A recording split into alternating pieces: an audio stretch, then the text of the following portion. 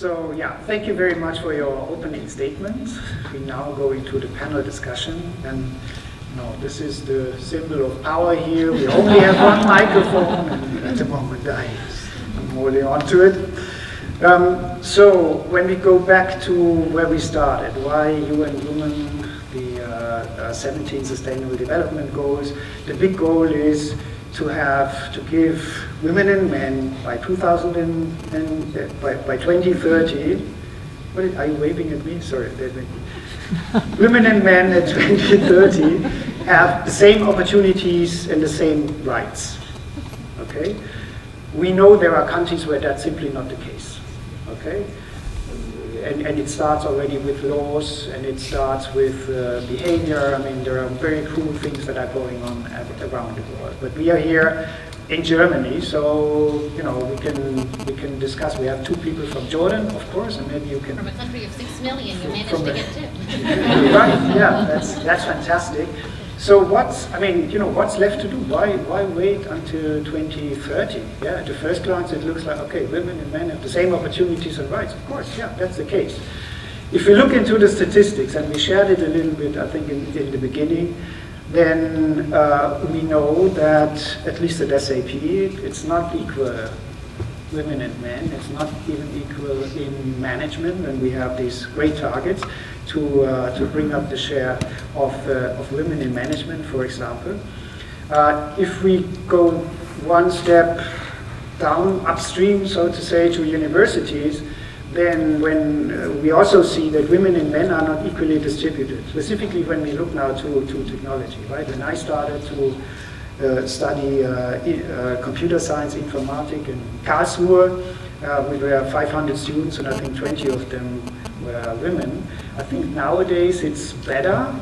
We had this week our University Alliance Academic Conference of our European university partners, and we asked in the audience, what's the percentage of women and men in your courses, and that varied quite a bit. Some said it's more like 10%, and others were already at 60%, with the University of California at Berkeley leading the pack. But on average, it's around 20%.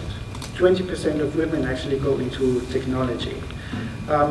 When you go one step further upstream in school, there was one interesting statistic from the Gesellschaft der Informatik. In Germany, there is this Informatik Biber. It's the largest computer science competition for high school kids, or no, for grammar school.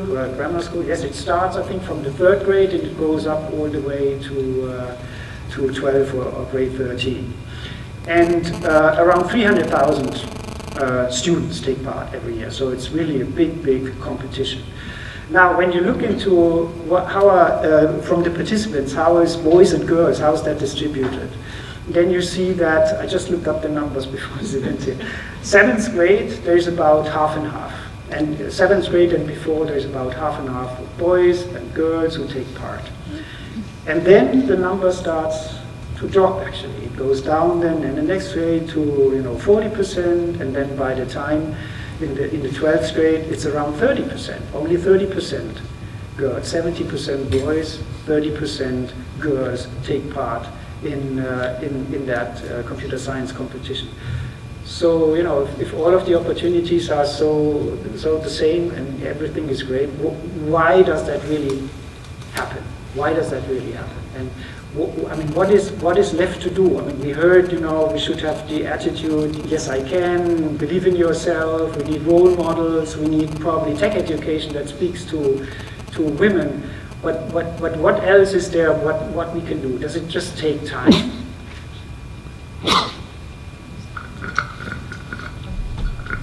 I have some hope. Let me share an observation I made. So I said to you, at my last 2 years at high school, I did physics and mathematics, and there was an additional course. The first time at that school, it was computer science, and the teacher who did physics did just some extra lessons and taught us then computer science. And I was in that physics and in this optional class for computer science, and let's say we were the same people in both courses. And there are a couple of very nerdy types. So with 2 girls and around about 25 guys. And the observation I made afterwards, guess what the majority of the guys did study in the end? It was not computer science. Art? Sorry? Art? Art. Art. No art, no economics. Medicine, exactly. The majority of the nerdiest ones in that course studied medicine.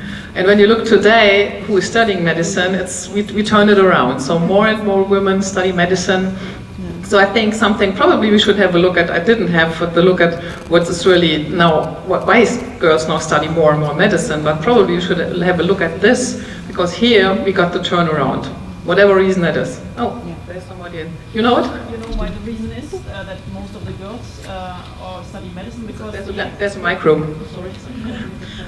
You have to have a very good grade, 1.0, and the girls are usually the best at school, so they are the ones who can actually enter university. Right now there's also other tests I've heard, so that you can do a parallel way, but that is the way for the girls to enter this course. So. But also 85 it was also, you need to have a high school degree of 1.0, 1.2 for medicine. Still, the most nerdy ones study medicine, so I have no, we can discuss, probably it's a nice discussion point. It's just the remark what probably could hint us to more. I'd just like to do an experiment. So how many people in this room, females or men, believe that whether or not I actually pursue a career is actually a question that sometimes comes in my head?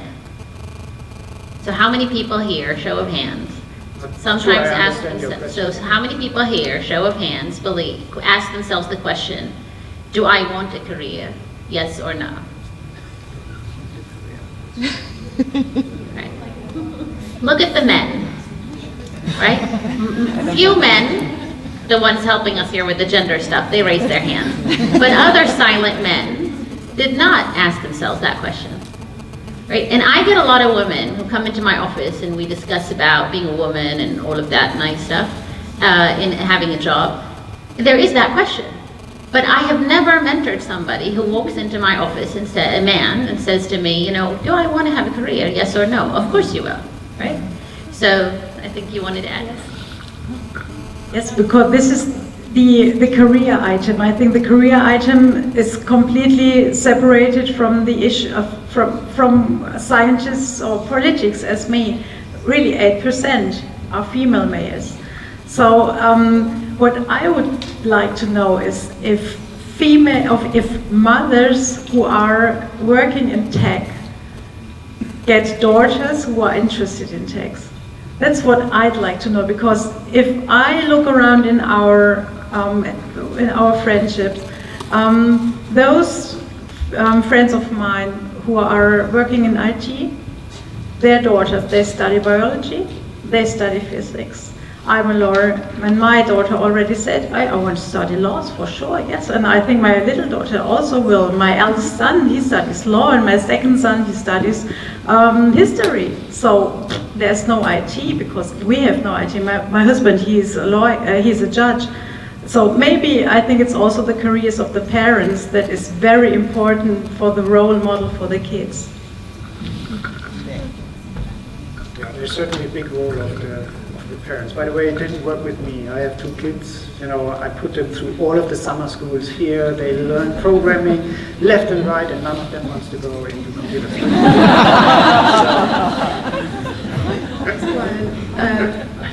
I think to just reach gender equality, then although I believe like Hala, there's no gender equality, we are definitely equal or either better than men's. But, yeah, so I think we are not going to reach gender equality in 2030 if we as a woman did not change our mindset first. So we have to believe in ourselves and to believe in our abilities. So if I will take about my case, I will not say that my parents, they were working in technologies and they were supporting that I will go for computer engineering. My father was a general in the military, and when I finished my high school, my mother is a housewife, and when I finished my high school, I was curious about computer engineering. It was just a new topic in our region. So my father was silent all the time, and he was just, why don't you do English literature? Maybe it's easier for you, and you will just find a job easier, and so on. And I was like, I will fight for it, and I will study computer engineering. I couldn't get it in the first year because my GPA wasn't good enough. It was good, but for computer engineering it wasn't good. So I had to repeat the last year of my high school to get to the computer engineering.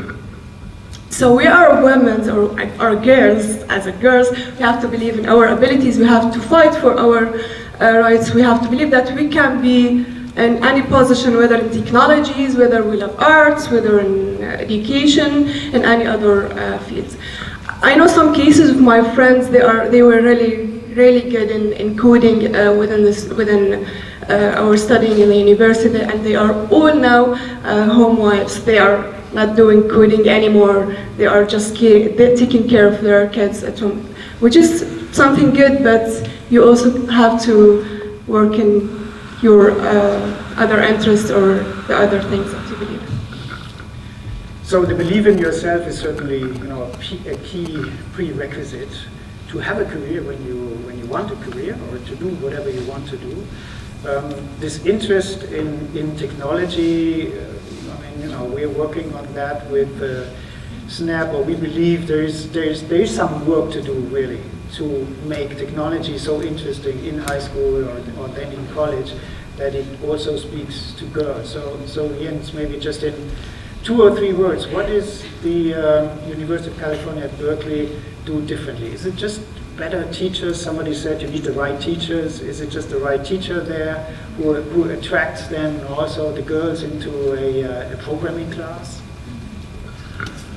Well, it's hard to find out. There are superstar teachers, and it's something anybody know, like the one really great computer science teacher, Mark Gusdile.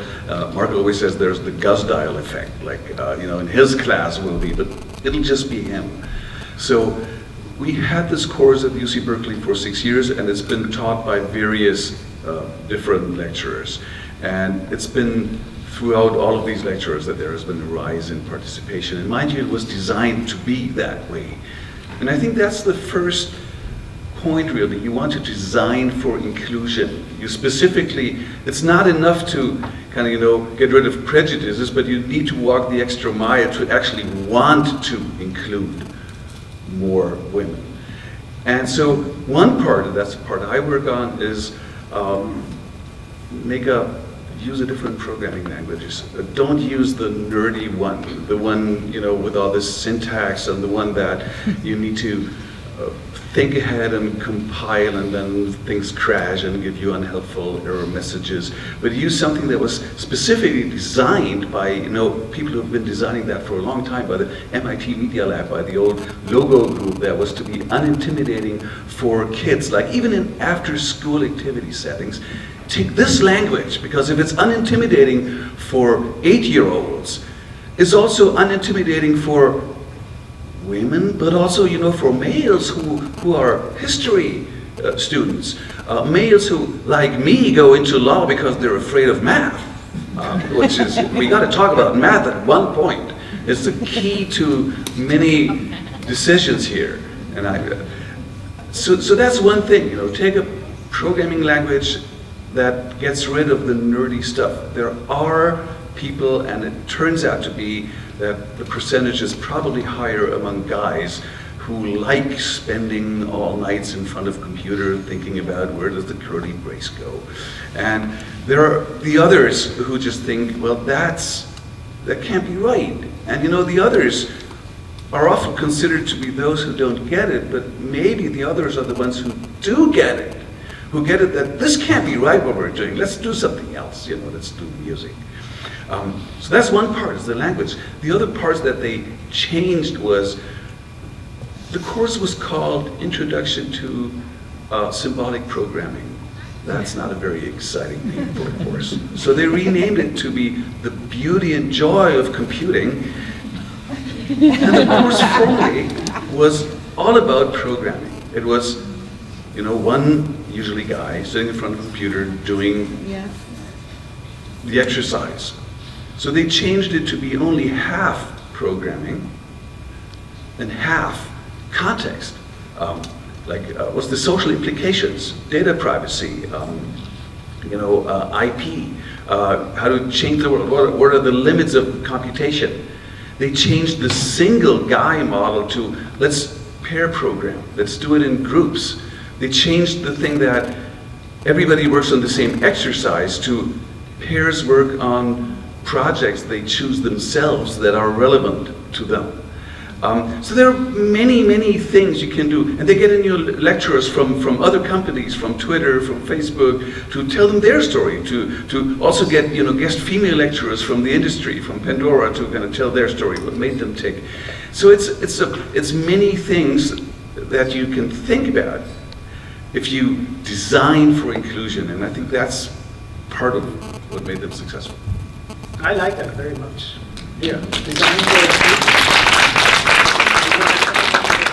Yeah, sure. And also, in my opinion, I think that everyone has a topic that can be,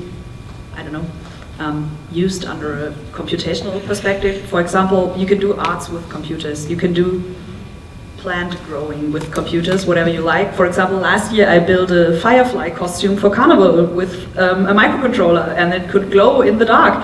And it was just amazing, but I had to program it. And I think everyone has a topic that he or she is keen about that can be done by programming stuff. And I think we just have to find that topic for everyone, and then it will be no problem. Very good. By the way, now I know why my daughter is not going into computer science. She took, in her last year of high school, she took also a computer science course. There were all boys, only 2 girls. In the first week, and then the teacher started to teach the binary system, forward and backward. In the second week, there was only, my daughter left, and then. I will give you an answer as a mother of 4 children, and as the head of an enterprise with more than 400 employees. Our administration is more than 400 employees. As a mother, for me, the most important thing is that I do know that my kids are well. And they are well when they are with me, and they are well when they are with their father, and they are very well when they are in the daycare, and they were perfectly well with the au pair girl. So you have to organize your family. And this is not easy, but it works. You really have to build a very strong net around your kids. And when you know that your kids are well, then you can do a very good job.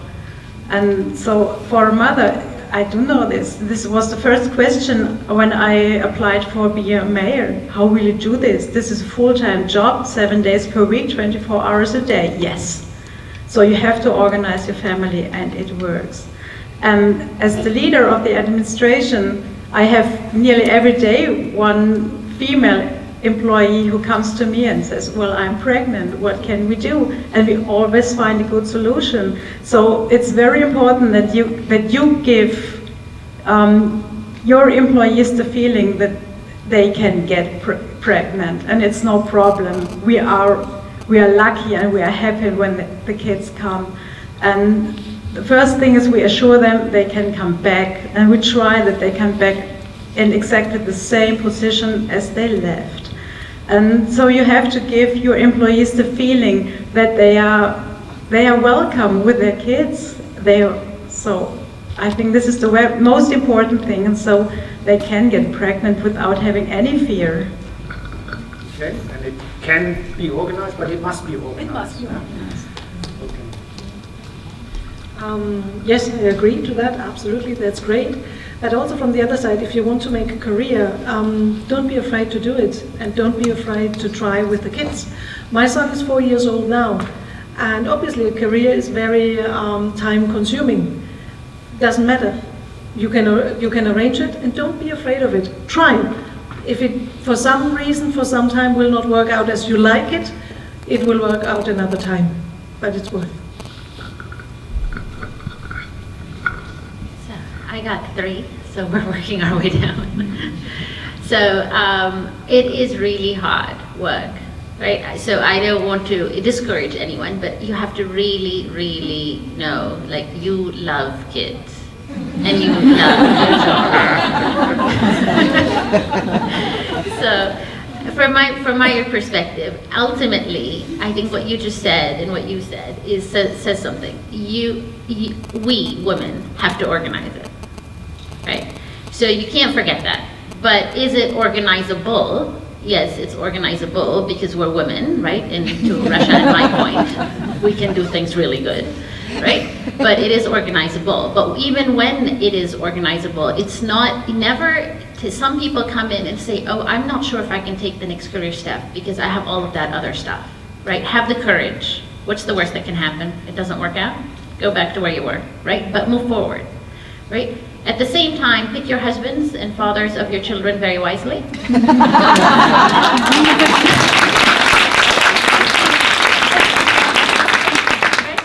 They're going to have to step in, and then after they step in, and then the daycare doesn't step in, and the nanny doesn't step in, and the Oma doesn't step in, then you're in, right? So it's always back to you, so that's not a light thing, but I think if you're feeling good about where your kids are, for me, what's very important is, I'm in one place at one time. So right now, I'm not a mother. Right now, I'm here for you, right? When I'm at home, I'm only a mother, right? And so this compartmentalization of the work, there's nothing more stressful to me than having to pick up my kids from the kindergarten because they just called while I'm on a call, right? That's like when I feel my blood pressure is up. So I try really hard not to do that, but in general, it is absolutely doable, right? My kids are 8, 6, and 3, so still in the hard, heavy lifting years, and we're 8 years in Pampers. But I think it is absolutely doable, but don't forget, it falls back to you to organize it, right? So you have to pick.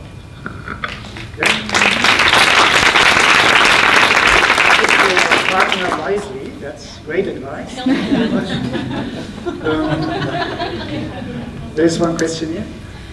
It's not a question, I just wanted to add to what Hala said actually. I'm originally from India and since last 14 years here in SAP. I'm originally a doctor from India. I was not allowed to work here, so I studied further in medical informatics, joined SAP Health, so I'm a medical informatician now. I have 2 kids. Being a doctor, I wanted to have first child quite early and then decide, okay, how is it going? And because I was in Germany, that's what I discussed with Frau Staab at beginning. It is very important to have a very strong infrastructure for working women and working mothers. Because coming from India, I always wanted to work, but I really had to find my own way, and I'm happy and I can just give you the confidence that you will find your own way. Just take your decisions and everything will fall in place. Thank you. Okay. Yeah, I think the politics has to do their part. I think it can make this organizing much, much more easy. I mean, in Germany we have now this discussion after the guaranteed, what is that, kindergarten, daycare. Yeah, and then there's already discussions to move the primary schools also to a full day school, which would also make it easier. I guess it will take some years until that's done. But in Walldorf you have it. The grammar schools, are they? Yeah. Yes. Yes, but it depends on who's the head of the city. In Walldorf, also the grammar school is daycare. What can be done? It does not work other way with SAP running here in this town. If we want to have SAP, we have to do what the employees of SAP need. You have to ask what do people need. And I have so many colleagues who do know what people need. And they don't need daycare because woman is at home. And this is what 92% of my male colleagues do think, actually. If I may, I would also like to add to the kids' point.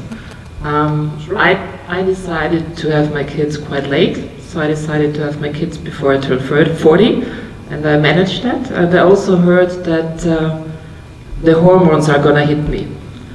And when I did get pregnant, I made sure that I was ready for it, and that it's not just me, it's me and my husband who did become parents. And then I did get my kid, and the hormones didn't hit me. So I told our MD that I would come back immediately as soon as I could, and nobody believed me, but 3 months later I was back in the office, and I took my kid with me into the office, and as long as they're little, I mean, it's perfect, you can take them everywhere you want, and they don't complain, and the people in the office also found it nice. In addition to that, I also got the advice that in some other cultures, they tell you that it takes a village to raise a kid, and it shall not be just for the woman. And I also did organize an au pair. And right now, I'm from Vienna, so my husband is now with the kids. And I'm trying to not be not looking for perfection, and I let him do it and organize it differently than I do it, because it still is a burden if I take care of everything. And the kids are okay, they're not hurt, so I trust him. And just one more sentence, when I think it's about the mindset, and you also can change the mindset in the office.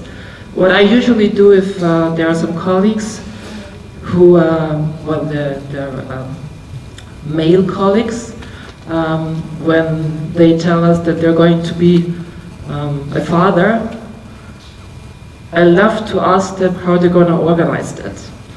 And so it changes the meaning and the perception and also the way they think about it. Thank you. You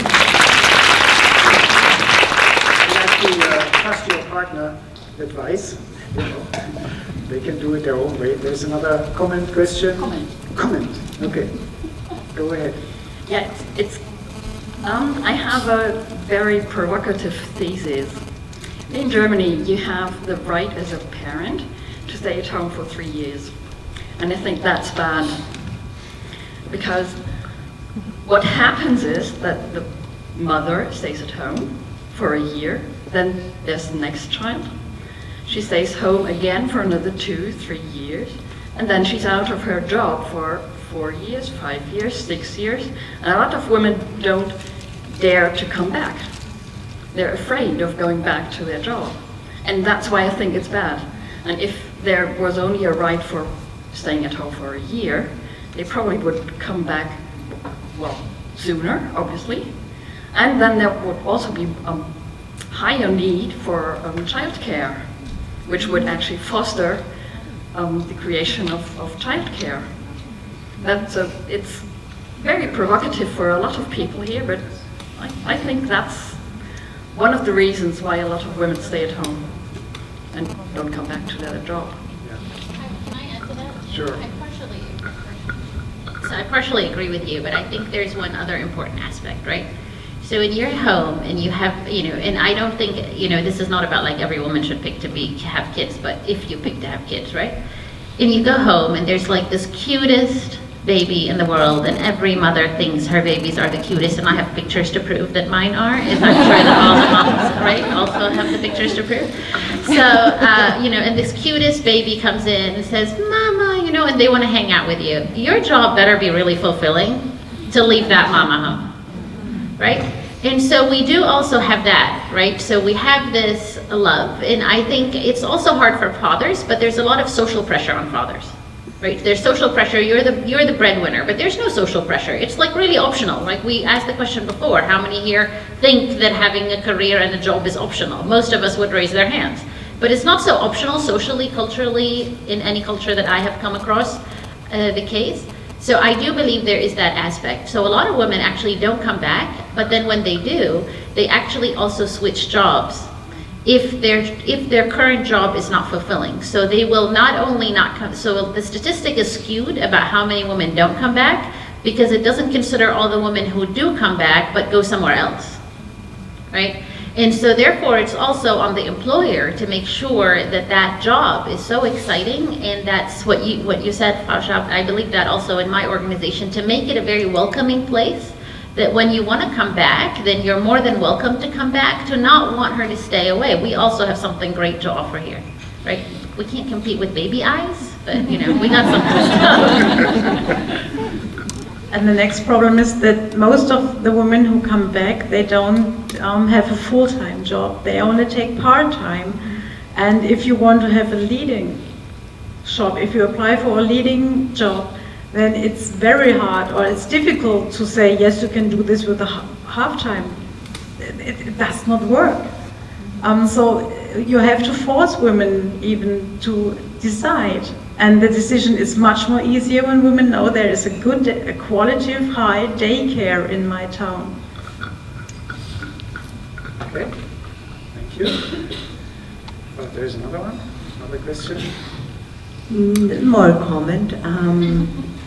In Germany, the women have another hurdle to overcome, and that is if you're a mother and you go back to work, you're a Mutter. If you don't go to work, you're basically lazy, because, housework is, easy stuff, especially if the kids are in school. You can put your feet up. And that's another thing that we have to really combat, that if you go back to work, you're a Rabenmutter, and you don't want to be a Rabenmutter. So that's a cultural thing that we have to overcome. Anyone wants to? I've heard about that. Actually, I have nothing to say about children because I don't have children, but just another provocative thought from my side. What I would wish is that it would be an obligation for the father also to stay at home right after birth. So women have to stay home for 6 weeks or something, like the Mutterschutz, and I would want both parents to take that time to stay home, because I think that you have definitely gender inequalities when it comes to having children. So maybe, yes, I think from my experience, my son was born in Spain, in Madrid.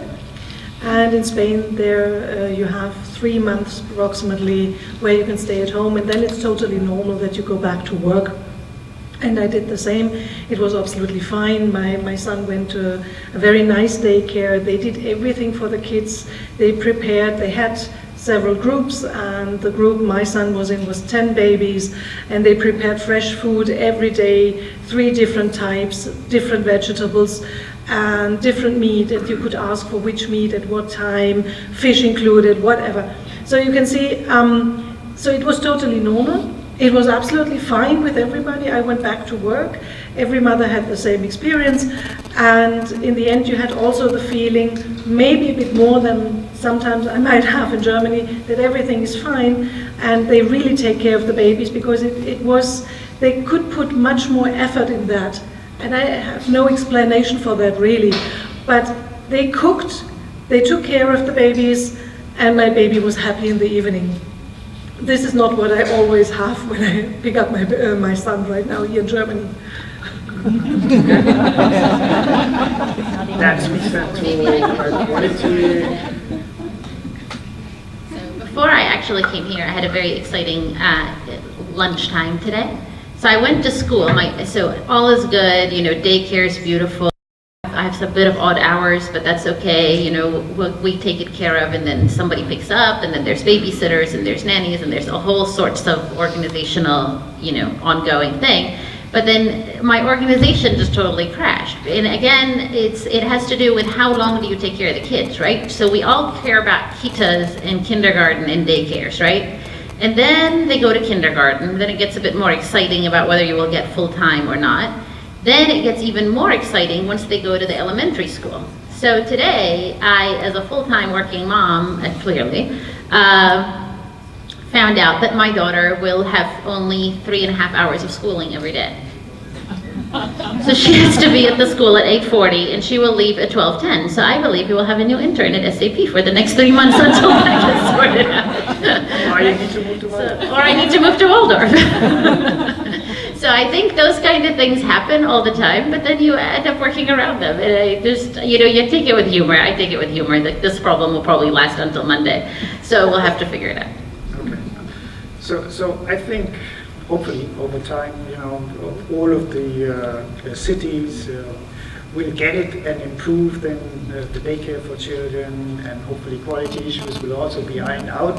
Cultural, to change the culture takes a little bit longer, but maybe through the European Union. I mean, the French have a different attitude, we know that, the Spanish have a different attitude. So over time, I guess that will become normal, or more normal. At the same time, it's everybody's choice. What Hala said, do you have to have a career? The answer should not be yes, everybody needs to have a career. There should also be the option of saying, no, I'm fine. No, I don't need that. Before we close the panel, I want to steer a little bit away from the children topic, if that's okay, and go more to what about research, entrepreneurship and stuff. I can also share a little anecdote. I think you were there, right? We were in Munich at an entrepreneurship center. It's called Unternehmertum. It's very successful. It's probably the most successful entrepreneurship center in Germany.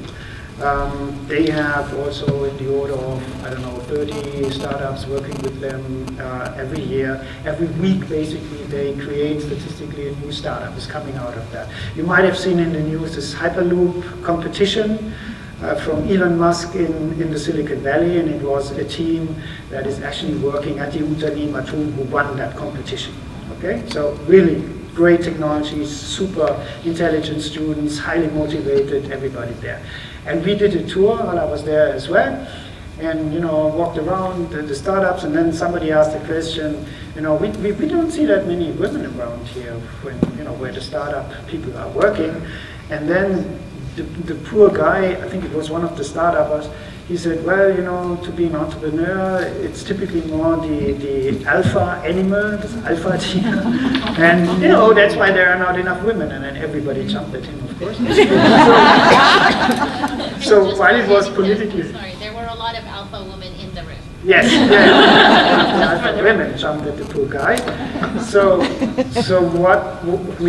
what can be done about that? Is it just the attitude, yes, I can do it, and I take what I deserve, that's missing? Or what can we do to have more women that go into entrepreneurship, also as the founder of a company? Thanks for the question. It's a very good question. Thought about it, talked to some people about that already.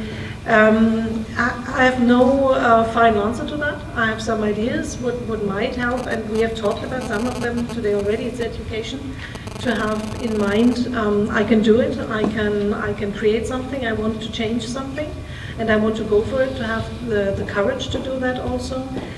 As I said maybe before, the role models are for sure very, very important, that you can see that a woman can be very successful, having 4 children, can manage all that and change the world on top. Yeah? That I think would help, because it shows that it can happen. And actually we are thinking about about coaching for women, or doing some more education, not early in life, in a younger age, but also on the level where you have the PhD, when the women have to reach their PhD, or postdocs, medical doctors, to give them ideas how one could work that out. The thing, from my experience, I have to say, there is something to it that you need to have a kind of a character to go for it, because it is a tough time. Also for the guys, it's always a tough time to set up a company, and it can fail. It's a possibility. And it's no security. And then we come a little bit back to the children's idea, and I want to have a family, I need security. And this might play a role as well. So there's no security, it can fail. That's how it is. And we will do in Heidelberg everything to not make it fail, for sure. But this is probably a part of that as well. And it's the people that start the companies, or are the leaders in these startups, they have a lot of driving force. And we have women, and the lady I talked today to, she would be one of these. but still she would give away what she deserves actually. And I think that needs to change also in the heads would be my idea. So it's more attitude, and it's not so simple then to help or change anything. Is there, picking up on Jens' idea, you have to design it for inclusion. Mm-hmm. If you design an entrepreneurship program to include or encourage more women to take part in it, would that really look different, or? Actually, the joy of entrepreneurship? We would love to do that. Maybe we could talk about that. For sure it would change something. I'm absolutely sure it would change something, but it might not be the big change that we would expect. Because for this entrepreneurship, especially in technologies, you have to have the idea, you have to have the invention. So you need to invest already quite some time in producing the invention, which means mainly full time. So there we have this hurdle. And then on top you have to say, okay, now I go for it, and I put even more time into it, because lots of the things that people do to develop their companies is really on the side, it's in the evening, it's on the weekends, and it's on top, it's work on top. And this you would need to want to do it.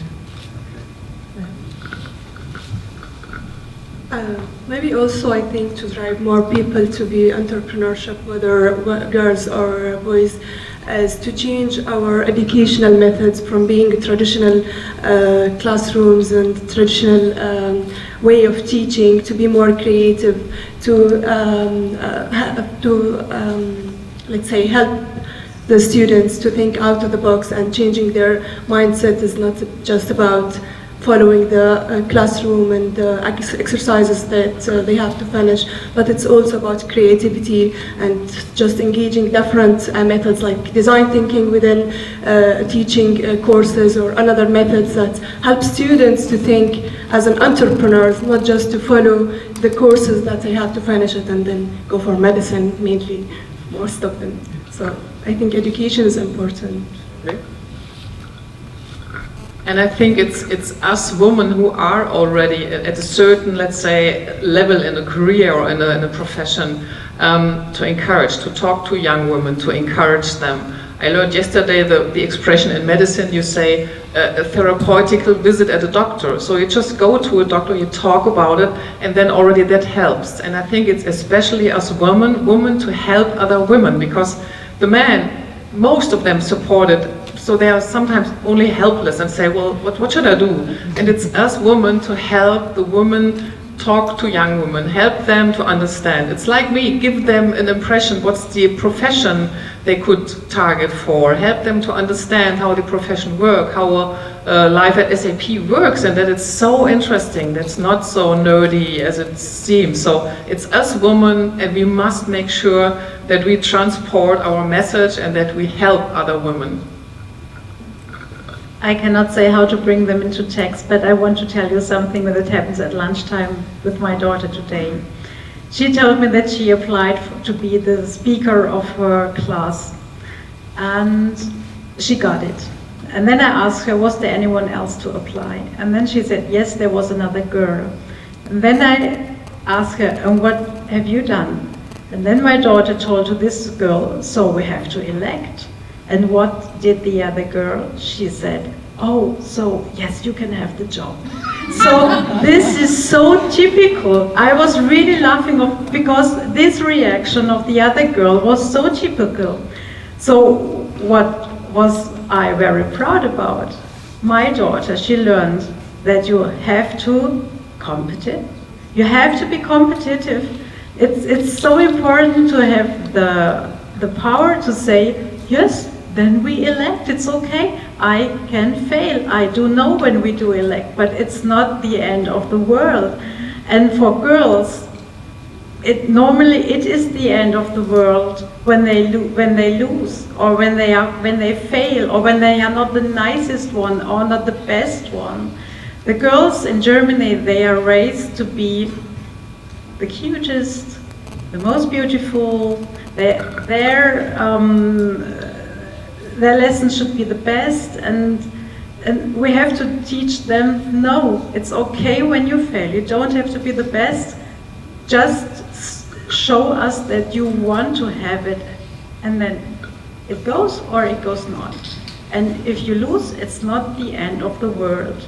And this is what we have to teach them. And this is what this lesson my daughter learned. And I think she learned it maybe also because her mother did the same.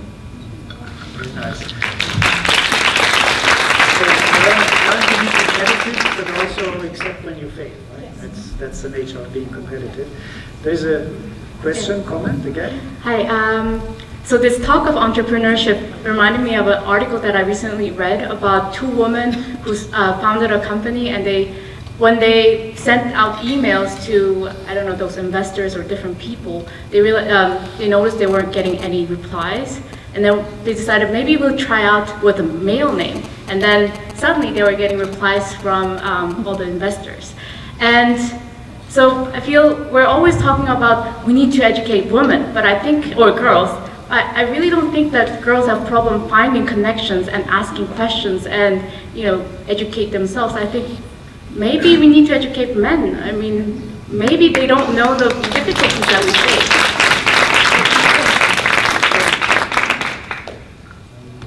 There was another question here, I think. No? There's a question there. Oh, there.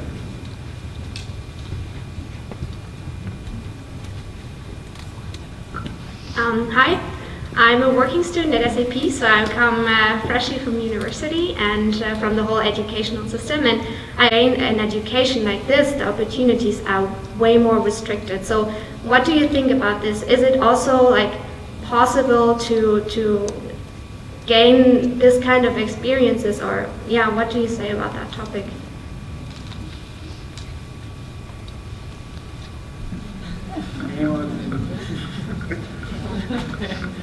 I totally agree, and this is why, but also in Germany we have to go away, because technology is important, because we will not have probably huge inventions in other fields than technology, or things that are around technology. So in Germany also education is the key. And this is also what is concerning in these days, that the education standards are lowered. That would be a really, really bad situation. And so I totally agree, and I think it's a proven point that you have to have education, especially for women. Look at third world. When the women are educated, the economy goes up. So I totally agree. So education is totally the key to welfare and to a good living standard. Absolutely. And we as SAP, we are committed to that. We do a lot. No, seriously. I mean, all of our CSR strategy is to support education, of course, of underserved target groups, help there, and not just on the top level. I would suggest we take a last question, and then we move over to the drinks. It's not actually a question, it's just a comment. She was raised in Baden-Württemberg in Germany, which is like a very good thing. There is no big difference between men and women. But I come from Syria, and well, my family was a very open-minded family, and I didn't have problem growing up and stuff like this. It's just like she said like the teacher always encouraged her. They had the courses to show them how the world is, what professions are. In my experience, I wanted to study information technology and engineering since I was in the 6th grade, but I never did courses. I did, I think, 1 or 2 courses, but still, there was too little opportunities. And in Damascus now, there is a very big movement that the students at the university make such courses, and it's very recent, I mean, in the last 2 or 3 years. So I think we also should care about things in order to provide new courses, to show the new generations how things are and what to do in life. We literally lack the long-term goals in my country, and we don't plan for like the next 10 years or the next, what I want to be when I grow up. We only think about, I want to finish this class, I will hope I can pass my subjects and stuff like this. Well, thank you very much for reminding us that there is a different situation in other countries, and yeah, but it's very nice to see that there is some hope that things have started to change there as well. And again, education, entrepreneurship education, technology education, I think, yeah, we can only repeat it. It's really the key to prosperity also in the future and for a society of equality.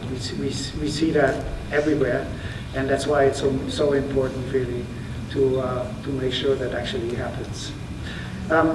I would suggest we stop here now. Before you all go up here, a little commercial for the next event like this, which way more time to prepare, because that event is on March 5th next year. It's the next series of women in data science. That's also an event that takes place. The main event is at Stanford, at the Stanford campus, and then we have satellite events again. And if you want to come again, then you're of course all invited. I would like to thank very much our panelists here. Thank you very much. It's very, very interesting to hear your personal stories. We got, great advice. In particular, pick your partner wisely. Of course, no, but seriously, it's a lot about courage. It's a lot about self-confidence. And yeah, it's a lot mindset or in your own head, and that can certainly change the world. So let's all move over to the party zone here. The food is being prepared. I will hand out a small gift here to each panelist, and then we see each other on the other side and continue the discussion. Thank you very much.